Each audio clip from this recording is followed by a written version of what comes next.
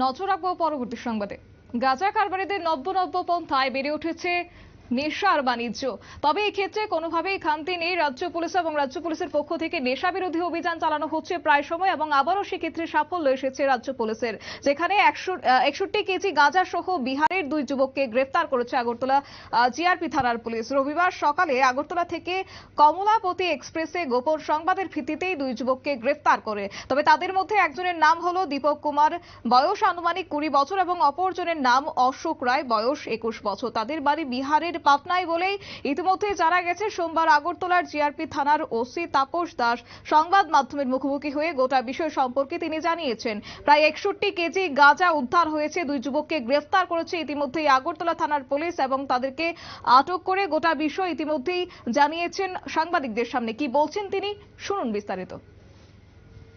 আমাদের কাছে খবর ছিল যে আজকে মতলব গতকালকে একটা হিউজ কোয়ান্টিটি গাঁজা মানে ট্রেনে যাওয়ার কথা। তো এটা আমাদের কাছে খবর ছিল গতকালকে মতলব মানে ভোররাত্রে। তো ওই সুবাদেই আমরা পুরা আমাদের যে আরপিএফ আছে, আমরা জিআরপি আছি, প্লাস আমাদের যে আরও গোয়েন্দা দপ্তর আছে, আমরা এটা একটা চক আউট করে নিই পুরা রেল স্টেশন। তারপর আমরা একে একে একদম সব কিছু চেক করে এন্ট্রি দিচ্ছি রেল স্টেশনে।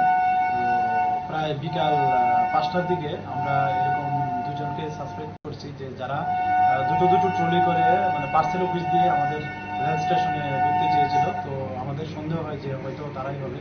তারপর যথারীতি তাদেরকে যখন আমরা আটক করলাম এবং জিজ্ঞাসাবাদ করলাম, তারপর তারা বললো যে হ্যাঁ এটাতে করে মানে গাঁজা আছে। তারপর আমাদের যারা সিনিয়র অথরিটি আছে ওনাদেরও খবর দিলাম, ওনারাও আসলেন।